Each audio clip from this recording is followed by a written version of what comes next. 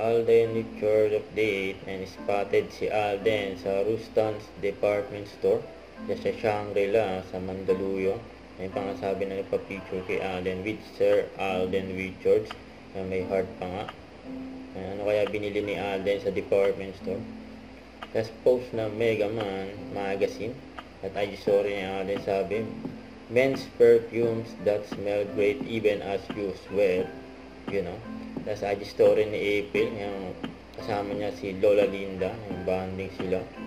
Then abangan sa Sabado 2 PM ang episode 3 ng Mowel Fun. Ang topic ay the present and the future. Kasama dyan si Alden Richard, siyempre.